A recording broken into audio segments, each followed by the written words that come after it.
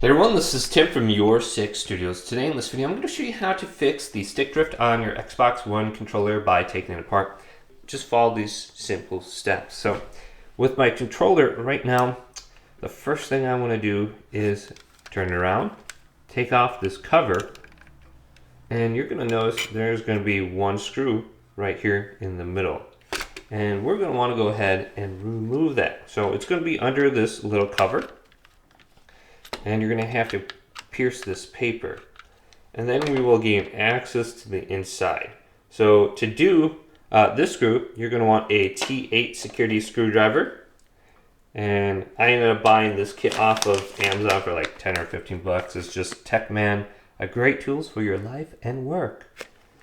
And this has all these different security screwdrivers as well as the tools that I'm going to be using. It's great. So this is a T8 security screwdriver, and it's going to be a little bit different than just your standard. So once you have this hidden one removed, what we're going to want to do is remove these covers. So I already have one of the covers removed, and how I usually get these off is I take this plastic piece right here, and I'll work down the side from the top. And usually I can get it to pop open just like that. And it'll come off, and we can put this to the side. And there will be 4 screws now you want to remove. You got one here, down at the bottom, right here, and here. And with these screws, make sure you're putting these in a safe spot. These will roll off the table into the carpet, and it will be nearly impossible to see, or just on the ground. So maybe if you got like a plate or like a bowl near you, you can put it on top of that so it doesn't just roll around.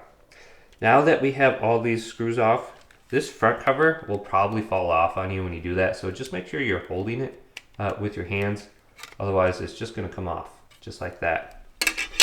And there's not going to be any buttons that fall off or anything like that, so you don't have to worry like the PlayStation controller. And this is what it looks like now. We can remove these just by lifting up. Then you can see inside, and then you could maybe try just cleaning it with some compressed air and see if that just cleans it off. Now if we want to go further, we need to remove this back cover, which we'll just lift up. Now when you're placing this back on, just be aware about these pieces right here. They need to go on the inside of this cover, just like that. You can see most of the time you might forget and you just have them on the inside, where you're not going to be able to connect your battery. So just a heads up when you put that cover back on. Now under here on this little circuit board, there's going to be 4 additional screws that we need to remove. And with this one, we're going to want a T6 security screwdriver, and there's going to be 4 screws. Well, maybe 5 actually. So we got 2 in the middle right here that I got to lift up and then put to the side. And let those screws roll around on the table here and keep them in a safe spot so we can find them later. And I got one right here. Now, after the 3 in the middle, there's 2 on the side still. So this one, if this one is a little bit difficult to remove for you, I believe we can do that one last. Because when we remove these ones on the side, this board should just be able to lift up. So we got 2 on the sides right here by these rubble things. And let's see, are these the same size? They look about a little bit smaller, and they might be the same size. So I'm still using this Security 6 on them. Alright, so I'm going to get this one, put it to the side here. Hopefully I don't lose these. Then you're going to have this one is going to be difficult to get back in. So you can see this little wire. And that's going to be real enjoyable to get back in later on. And you might have like a little bit of tape over it or something like that. I'm just going to lift up and just take a good look at this. Make sure you get a good idea of how that's sitting on there. Alright, so just detach that. And look exactly where it goes. You can kind of see like a round little spire. And then we should be able to just lift up. And you guys are going to really enjoy getting that back on. I guarantee you. All right, so now we can just flip this around. And be careful not to pull off any of these rumble wires, otherwise you're not going to have any rumble features on your controller, which, you know, I don't think I ever use anymore. And here we have our sticks. Let's see if we can get this flat on the table, but it doesn't seem like I'm going to get a good option there. So I think I'm just going to kind of rest it on top of my controller right here. And you might have some buttons and stuff fall off. Now this little guy goes right down here. Just look at it how it goes. You just put it back on top. And you want the black side facing down and the metallic side facing up. Alright, so now the difficult part. So we got to decide which stick was causing the issue. So if I turn this around, you can kind of get an idea. So the right thumbstick is usually the one causing a problem. So when we turn it around, it's just right here. So I'm going to do this one on the right side. And this piece was just going to continue to fall off on you. Just make sure you know how it goes back in. So metallic side up. And I'm just going to put that to the side. So I'm going to do the right thumbstick, which when you flip it around like this, it's on the left side. So just make sure you have the correct one. Otherwise, you can just do both of them if you want. So I'm just going to zoom in on this one right here so you guys can kind of understand. And with that little kit I got these cool little tweezers that actually help out quite a bit. So when I remove the plastic cover, you can see I can get right down in there. And I want to remove this little plastic piece right here. The green or gray plastic piece. You can see I already have the top one removed a little bit, which will allow me to get in there a little bit easier. So I want to open this up just by going in here with the tweezers, create a little separation, and then just pull back.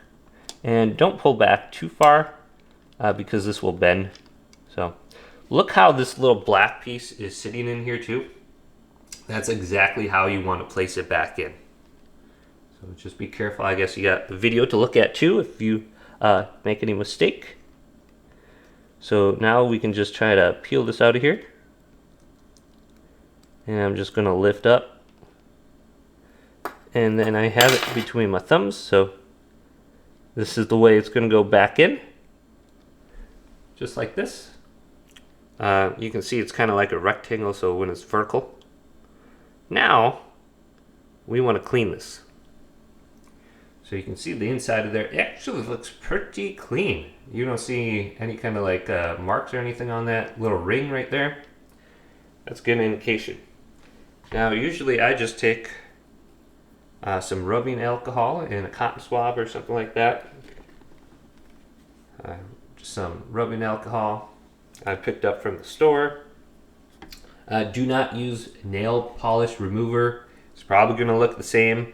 And it's probably going to be somewhere in your drawers if you live with a bunch of ladies. So you want rubbing alcohol, not nail polish remover. Remember that. Otherwise, it's going to remove the paint from everything. Now that we have some rubbing alcohol in here, just get inside here. Just clean this really good. Make sure there is a ring that's appearing uninterrupted around there. So you can see all the way around there. It's silverish, reflective. And I don't see any kind of debris or junk on here. And sometimes I open this up and there's going to be black marks on here. So yeah, it's going to be a little bit harder to read if there's a bunch of gunk on there. Alright, now we can push this to the side. And we got this little piece. So this little piece might have some stuff on it too. So let me get this back over here in camera. And just clean this off to make sure there's nothing on here as well. And be careful because you don't want to push down on it. You can see there's just a little bit of material right there that's kind of up. And if you bend that, that might not be a good thing. So be careful there. Now we want to put this back in. And we got to figure out how we had it back in. So this side was up. And this side was down. So there's a little vertical rectangle, and then maybe let's go with a smaller rectangle on the bottom. You can kind of see it. Now I'm going to place this back in. And this is where, if you have any kind of magnified spectacles, might help. It looks like I got it in there first try, actually pretty good. So I got it up and down vertical, and if I can just push it in a little bit with my thumb, there you go. It looks like I got some cotton on there too. So let's lift up on that and remove that. Then we can just close this box. Boom. So we did the top one. Now we got to do the side one.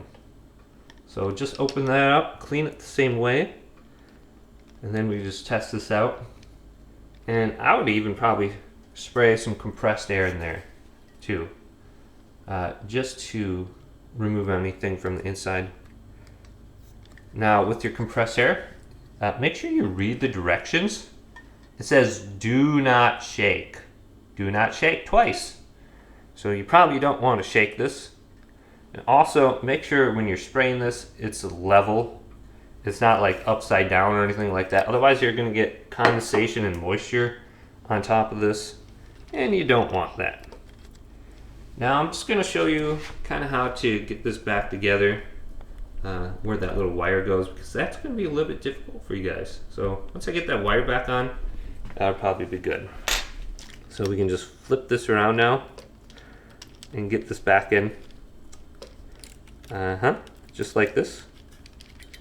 And remember, you got this black piece right here. This is probably gonna dangle around on you.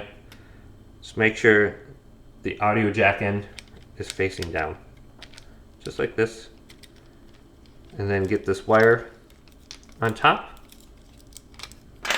And from there, it's pretty straightforward. Remember these pieces too. They're inside the case when you place it back on. Otherwise, you're gonna get everything together, and then you're gonna have to undo it.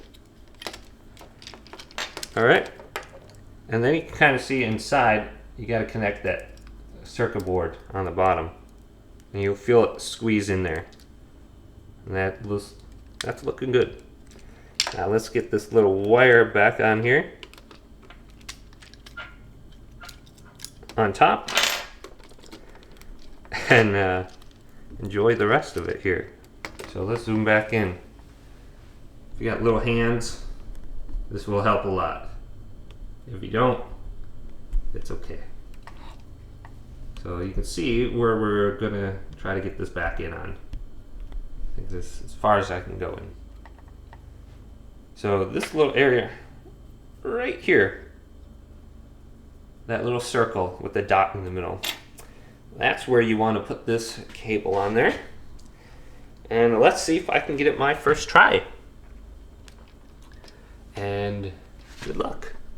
All right, so I'm gonna take it and come in from the side, and then I'm gonna try to get on there and push down. And yeah, this might take a while. You can just try to get over the top. Now, if you can get it like on your thumbnail or something like that, maybe this is a good angle. Right here, use your thumb and then push down at the same time. And you kind of use your fingernail to push down to actually get it in there. Uh-oh, did I just get it? Oh, I just got it. Boom, it's on. That's the key. Right there. So I was using my thumb. To kind of position it, and then I used my fingernail to push it down. So do a combination of this. Right there, push it down, you should get it in there. Hopefully this video did indeed help you out. If it did, leave it a big thumbs up. And subscribe to my channel down below for more tech videos coming up next on Your Six Studios.